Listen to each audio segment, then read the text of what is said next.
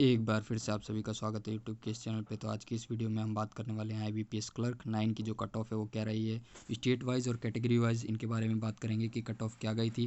फिर बात करेंगे मैक्सिमम स्कोर किसी भी कैंडिडेट द्वारा अचीव किया गया वो क्या रहा, जो प्रोविजनल अलॉटमेंट है यानी जो कट ऑफ है वो क्या रही, और रिजर्व लिस्ट में जो कैंडिडेट रखे गए हैं उनके लिए जो जो मार्क्स रखा गया है यानी कट ऑफ रखी गई है वो क्या रही है। तो उस सभी पॉइंट्स के बारे में हम बात करेंगे। तो शुरुआत करते हैं सबसे पहले कि मैक्सिमम मार्क्स किसी भी कैंडिडेट द्वारा अचीव किया गया वो क्या रहा। तो देखते हैं यहाँ पे मैक्सिमम स्कोर वो स्कोर है जो किसी भी कैंडिडेट द्वारा किसी भी कैटेगरी में उस इंडिविजुअल पर्सन द्वारा अचीव किया गया हाईएस्ट स्कोर होता है, उसे मैक्सिमम स्कोर कहा गया है। तो यहाँ पे जो आंध्रा की तरफ से अंडमान निकोबार की तरफ से जनरल का कोई कैंडिडेट जिसने सबसे हाईएस्ट मार्क्स अचीव किए हैं वो हैं 47.38। ये जो मार्क्स है वो आउट ऑफ 100 है।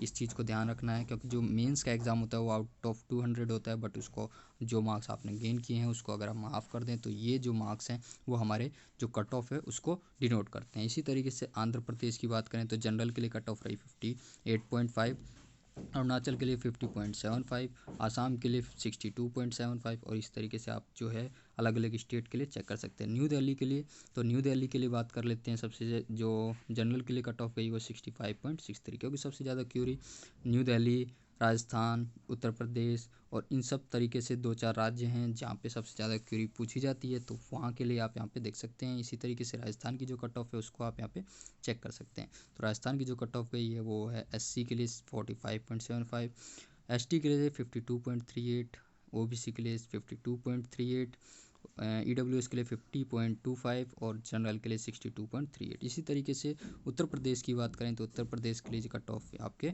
सामने आप यहाँ पे चेक कर सकते हैं। जनरल के लिए कट ऑफ गई थी 62.88। अब बढ़ते हैं आगे और देखते हैं कि जो प्रोविजनल अलॉटमेंट के लिए जो कट ऑफ रही है, जो यानी मिनिमम कट ऑफ यानी मिनिमम मार्क्स जिसका सिलेक्शन किया गया है तो वो क्या है। तो आप यहाँ पे इसको देख सकते हैं। इसको थोड़ा जूम कर लेते हैं ताकि चीज़ें जो हैं क्लियरली दिखाई दे सकें। तो अब यहाँ पे जो है अंडमान निकोबार में जो कट ऑफ रखी गई वो थी 38.5। इसके साथ साथ यहाँ पे आपको डेट दिखाई देगी जो डेट ऑफ बर्थ को डिनोट करती है कि उस डेट ऑफ बर्थ पे जो उससे अगर कोई कैंडिडेट बड़ा है तो उसका सिलेक्शन हो जाएगा, लेकिन अगर उस जो डेट ऑफ बर्थ से छोटा अगर कोई कैंडिडेट है तो उसका सिलेक्शन नहीं होगा। इसका मतलब ये होता है, ये इसलिए किया जाता है कि अगर कोई कैंडिडेट, दो कैंडिडेट सेम मार्क्स अचीव करते हैं और वैकेंसी केवल एक है तो उस बड़े व्यक्ति को चांस दिया जाता है जिसके पास दोबारा से एग्ज़ाम देने का मौका नहीं होता, यानी उसके पास कम मौके होते हैं इसलिए उसको चांस दिया जाता है, और जो छोटा होता है उसको चांस नहीं दिया जाता है।